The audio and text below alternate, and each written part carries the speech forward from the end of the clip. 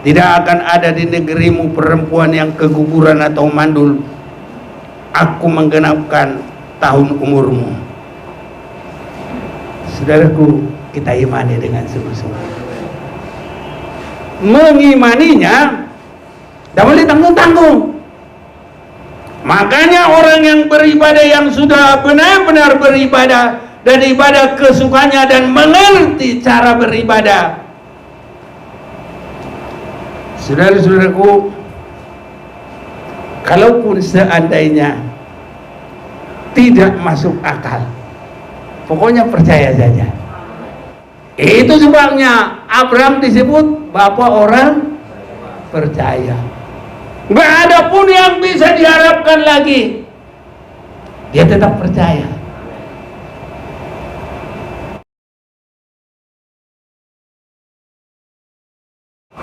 Puji Tuhan, saudara-saudaraku, kita sudah memasuki minggu keempat di bulan Januari, bulan yang pertama tahun 2023. Segala sesuatu, saudaraku, kalaupun terjadi segala tantangan, kesulitan hidup, dan memang harus terjadi, sampai pun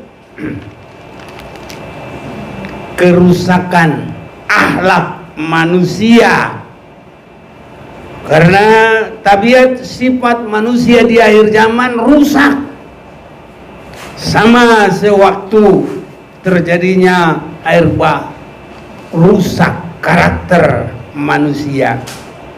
Dan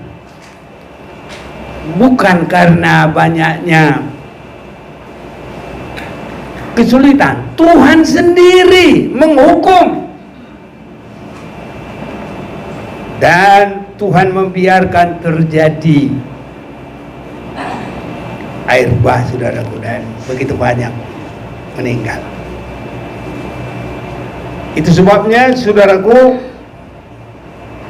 satu hal yang menjadikan kita terhindar adalah ibadah yang benar pasti dipelihara oleh Tuhan. 1 Timotius pasal 4 tadi malam, saudaraku, sudah disampaikan, tapi firman Tuhan itu kan tidak langsung habis.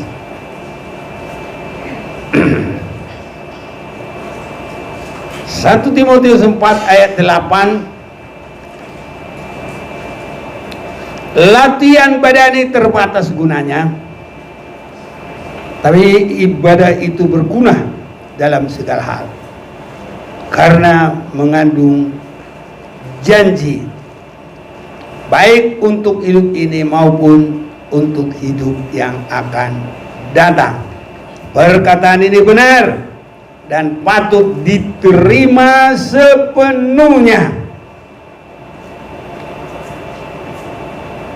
Dalam ayat yang ke-7, tetapi jauhilah tahayul dan dongeng nenek tua, latihlah dirimu beribadah.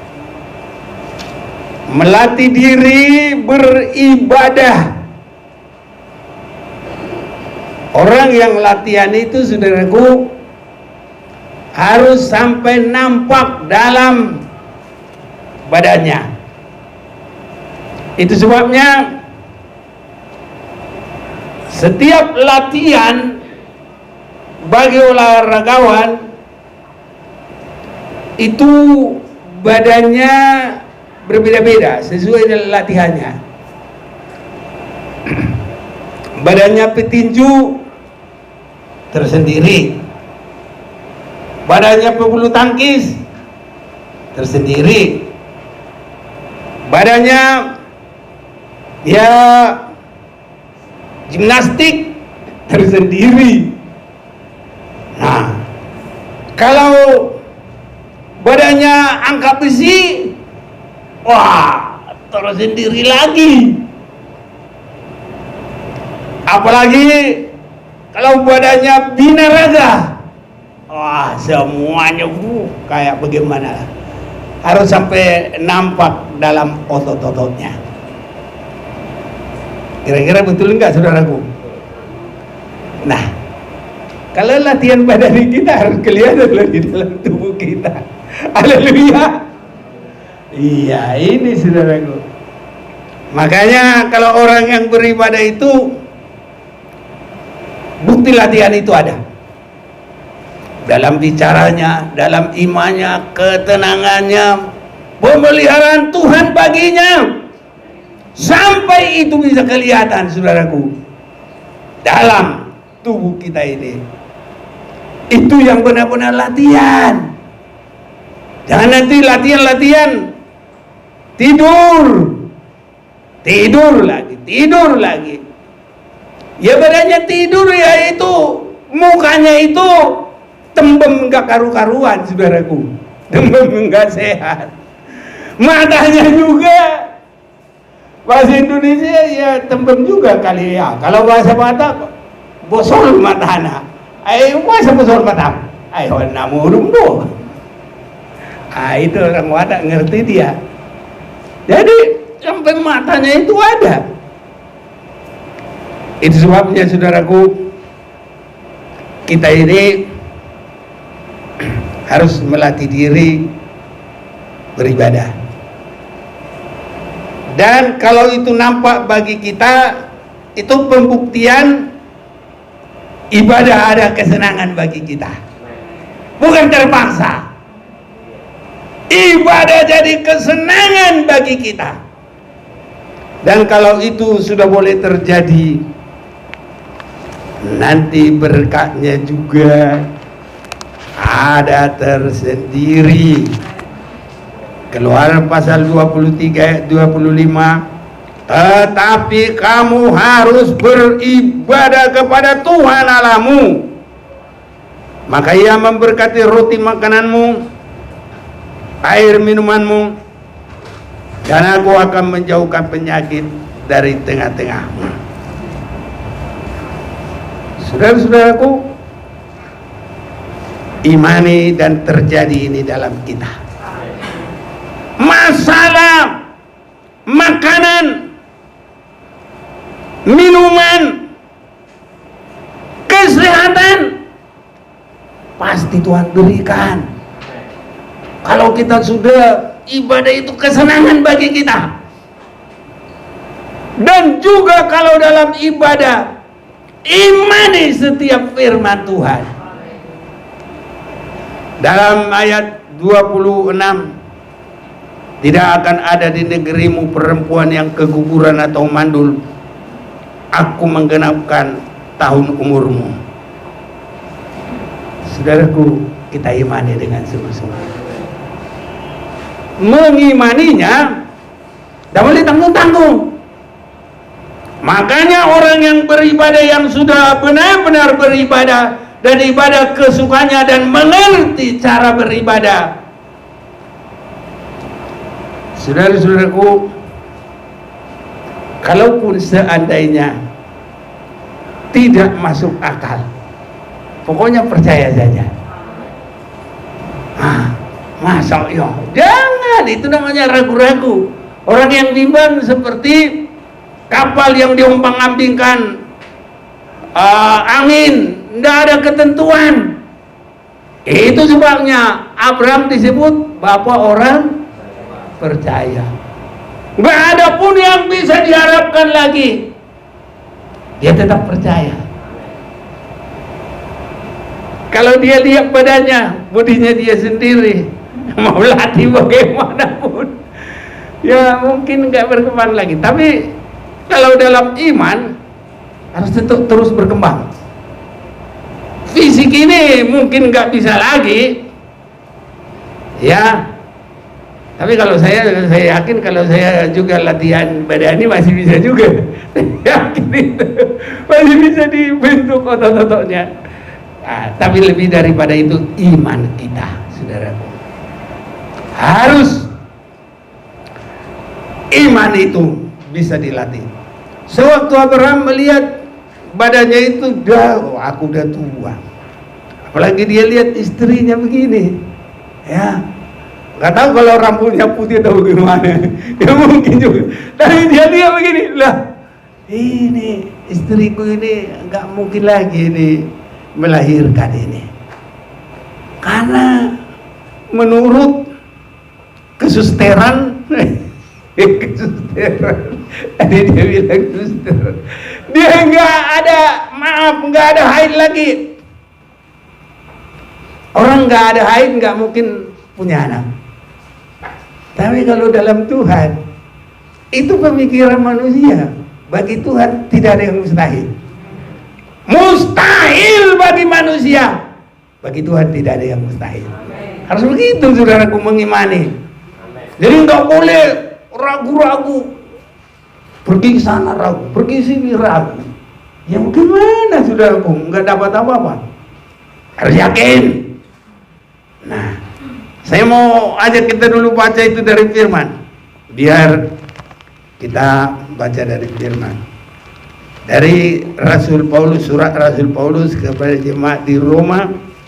Kita akan membaca pasal yang keempat, ayat yang ke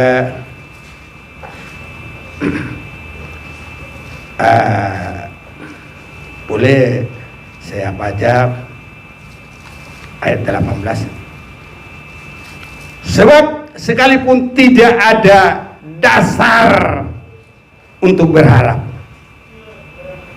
amin saudaraku, namun Abraham berharap juga dan percaya. Kita harus berkata dulu, Tuhan berikan iman yang seperti itu kepada saya. 1, 2, 3. Tuhan berikan iman yang seperti itu kepada saya. Jadi walaupun tidak ada yang diharapkan, tapi imannya tetap percaya. Iya. Itu sebabnya setiap ada firman, perhatikan, gumuli, imani. Nanti kalau sudah selesai firman, kalau ada penyembahan, gumuli, di situ kuat menyembah Tuhan. Sucilah saya imani Tuhan, kuatkan iman saya. Saya pegang, harus seperti Yakub bergumul. Malaikat Tuhan kalah saudaraku. Karena Yakub, aku nggak mau lepaskan kau sebelum engkau berkati saya. Aku udah mau pergi, ini hari udah siang, nggak boleh, pegang terus. Dan akhirnya mengalah itu malaikat. Udah, aku berkati kau. Saudaraku, iman kita nggak boleh kendor sedikit pun. Amin. Harus beda. Tidak khawatir makan. Amin. Harus nyata kesehatan. Tadi ada saudara kita itu, kalau juga Pak ini tambah lama juga, tambah sehat juga. Bagaimana bisa orang tua tambah sehat? Betul kok aja. Ya udah, berarti ya itu amin lah aku bilang. Setiap dia berkat Tuhan nggak boleh ditolak, diaminkan saudaraku. Kalau sudah ada yang mengimani, ada tinggal kita nambah lagi imannya. Udah 2 sehati, tambah lagi kuat. Makanya suami istri juga minimal itu 2 sehati itu. Karena Matius 18 ayat 20, kalau ada 2 sehati, minta apapun, maka itu akan diberikan kepada mereka. Haleluya saudaraku. Sehati ya. Amin. Bapak ibu, suami istri, kalau tidak kakak adik, ada siapa aja. Nah makanya kita jemaat ini 12 semua. Kalau kita selalu sehati, tambah lagi diberkati oleh Tuhan. Jadi saudaraku, harus sampai nyata. Kalau kita benar-benar beribadah sungguh-sungguh, seperti tadi pelatih itu ataupun yang latihan itu, Apalagi binaragawan itu, wah kalau dia bikin begini, waduh, gini lagi dia. Hebat saudaraku. Itu binaragawan. Kalau kita apa yang ada? Iman kita segar, kokoh, seperti Abraham, pahlawan iman. Walaupun tidak ada yang diharapkan, dan Abraham tetap percaya. Ya, sebab sekalipun tidak ada dasar untuk berharap, namun Abraham berharap juga dan percaya bahwa ia akan menjadi bapa banyak bangsa. Menurut yang telah difirmankan demikian, banyaknya nanti keturunanmu. Imannya tidak menjadi lemah, walaupun dia mengetahui bahwa tubuhnya sudah sangat lemah. Ini saudaraku, saya sering juga ini, tubuh ini sangat lemah, tapi gak boleh iman lemah. Haleluya saudaraku. Ya, kalau dipikir-pikir, ada teman saya udah meninggal. Nah, satu dulu sekolah di Taumangu. Kalau dia kebaktian, dia begini terus ini, nggak ada lagi bisa duduk. Padahal kalau umur saya sekarang masih lebih banyak dari saudaraku, ya. Jadi itu udah ngantuk-ngantuk kelihatan, ya gitu. Ya. Jadi kita saudaraku, walaupun tubuh sangat lemah, karena usianya telah kira-kira 100 tahun. Dan bahwa rahim Sarah telah tertutup, tapi terhadap janji Allah ia tidak bimbang karena ketidakpercayaan. Malah ia diperkuat dalam imannya dan ia memuliakan Allah dengan penuh keyakinan bahwa Allah berkuasa untuk melaksanakan apa yang telah ia janjikan. Jadi saudaraku, yang membuat terjadi adalah kuat kuasa dari Allah, sanggup menciptakan yang tidak ada menjadi ada. Ini saudara-saudaraku. Jadi pegang terus, imani terus sampai di mana? Ibarat siapa tadi? Yakub bergumul dengan malaikat, itu menunjukkan dia berpegang kepada janji Tuhan. Aku enggak lepaskan engkau sebelum engkau memberkati saya. Setiap janji Tuhan pegang. Tadi janji daripada ibadah itu makanan, minuman, kesehatan, tidak ada seorang yang mandul, nikahnya harus baik. Itu loh, itu bukan saya yang bikin. Mari bersama-sama kita sehati. Kalau ada saudara yang mau, aku tambah satu, kita sehati. Tambah lagi yang lain, sehati. Sehingga benar-benar Matius pasal 18 itu ayat yang ke-20 itu 19. Ya, saya mau baca dulu supaya semuanya jelas. Matius pasal yang ke-18 ayat 19. Saya mulai 18 ya. Aku berkata kepadamu, sesungguhnya apa yang kamu ikat di dunia ini akan terikat di sorga. Wah, ini saudaraku, kita di sini berdoa bisa terikat di sorga. Dan apa yang kamu lepaskan di dunia ini akan terlepas di sorga. Rupanya ini juga ada janji di dalam latihan ibadah itu. Karena latihan ibadah itu mengandung janji dalam hidup ini dan hidup yang akan datang. Jadi di surga juga ada.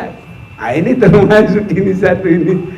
Rupanya ini pendukung juga ini, saudaraku. Dan lagi aku berkata kepadamu, jika dua orang daripadamu di dunia ini sepakat, semua kita belajar sepakat, jangan masing-masing songot persolu, saya tuh timur, satu tuh barat, satu ke utara, satu ke selatan, sama-sama kuat mendayung, tapi jalan di tempat. Jadi harus sehati, saudaraku. Kalau ke timur, haleluya. Kalau ke selatan, jangan sampai berjauhan, saudaraku. Mulai berjauhan, permulaan setan masuk. Ketidaksehatian tidak dapat berkat. Jadi semua kita yang sudah lama menikah harus perbaiki sekarang. Kalau ada yang kurang sehati, kalau ada kenapa tidak sehati, nggak harmonis, nggak saling juga lagi, nggak saling mengampuni, mungkin ada kebencian, masing-masing harus menghilangkan itu sampai terjadi sehati. Kalau dua sehati, pasti Tuhan berkati. Apalagi sehati di dalam ibadah. Haleluya. Saudara yakin? Dan lagi aku berkata kepadamu, jika dua orang daripadamu di dunia ini sepakat meminta apapun, juga permintaan mereka itu akan dikabulkan oleh Bapakku yang di sorga. Sebab di mana dua atau tiga orang berkumpul dalam namaku, dalam nama Tuhan, bisa ibadah kita, bisa kesehatan kita di rumah, saudara-saudaraku, itu semua dalam nama Tuhan. Tuhan ada di tengah-tengah mereka. Dan kalau Tuhan ada di tengah-tengah kita, kita menjadi pemenang. Malah kita melebihi dari pemenang. Haleluya. Biar Tuhan berkati semuanya. Ya, Tuhan berkati semuanya. Saudara-saudaraku yang kekasih, ibadah kita ini sangat luas jangkauannya. Karena di dalam firman ini tadi kita baca, latihan badani terbatas gunanya, tapi ibadah itu berguna dalam segala hal. Luas sekali, saudaraku. Karena mengandung janji baik untuk hidup ini, itu namanya dunia, maupun untuk hidup yang akan datang. Itu artinya kekekalan. Jadi ibadah itu, saudaraku, mencakup di sini sampai di dalam kekekalan nanti. Itu ibadah kita. Itu sebabnya belajar ibadah itu jadi kesenangan. Ya. Kalau muda-mudi ibadah itu jadi kesenangan, harus bisa mengabaikan. Apalagi kalau ibadahnya sudah ibadah yang benar-benar mengasihi Tuhan, ya, Tuhan yang terutama. Seandainya pacarnya bilang begini, ya udahlah, ya, temanilah aku dulu, jangan kamu ibadah ke gereja. Kita harus berani berkata, Tuhan lebih terutama. So, kalau Tuhan ambil nyawaku, masa kamu lagi urusi mayatku? Gak begitu, saudaraku. Jadi biar pacar sekalipun harus bisa berani, Tuhanku yang saya dulukan terlebih dahulu. Haleluya. Ya. Nanti kita yakini, saudaraku, Tuhan lebih memberkati dengan luar biasa. Aku belajar dulu. Boleh belajar dulu. 2, kebintaran. 1, karena kita belajar. Tapi kedua, kan Karena Tuhan memberikan hikmat akal budi, Tuhan memberikan kepintaran bagi orang yang mengasihi Dia. Saudara-saudaraku, kalau orang berhasil hanya karena dari otak, suatu waktu bisa sombong. Kedua, nanti keberhasilannya bukan untuk hormat bagi Tuhan, bisa untuk semaunya dia. Oh, saya bisa, saya berhasil. Tetapi kalau berhasil karena Tuhan, itu berkat bagi dia dan berkat bagi banyak orang. Ini saudaraku. Jadi dua kepintaran. Memang satu belajar itu baik, tapi hasilnya juga biasa-biasa. Tapi kalau Tuhan yang memberikan kepintaran 10 kali dari yang biasa. Jadi bukan cuma luar biasa, 10 kali luar biasa. Karena Tuhan memberkati kepintaran 10 kali lipat. Haleluya saudaraku. Ayo yang kuliah, yang belajar, berani enggak mendahulukan Tuhan? Amin. Siapa yang berani? Yo, angkat tangan. Gak ada yang berani. Oh, satu di sana, cuma satu. Cewek-cewek juga mana? Berani enggak mendahulukan Tuhan? Berani lah dong. Aduh. Berani enggak? Amin. Angkat tangan lah. Haleluya Tuhan berkati. Gimana yang belajar? Berani nggak mendahulukan Tuhan? Angkat tangan dong. Excel berani nggak? Woi, Tuhan memberkati. Mana lagi yang lain ini? Keren. Berani. Tinggi takanya. Semua yang masih kuliah, berani nggak mendahulukan Tuhan? Yang sekolah, semua deh, ayo. Wah, udah banyak di belakang yang anak-anak. Oke, harus berani mendahulukan Tuhan. Pasti diberkati Tuhan. Dan berkahnya beda. Kalau berkahnya dunia ini sekali pintar, tapi kalau berkat yang dari Tuhan 10 kali lebih pintar. Hebat enggak? Luar biasa 10 kali kan? Luar biasa sekali. Karena 10 kali kan kata firman Tuhan. Jadi harus 10 kali. Luar biasa. Ini saudaraku.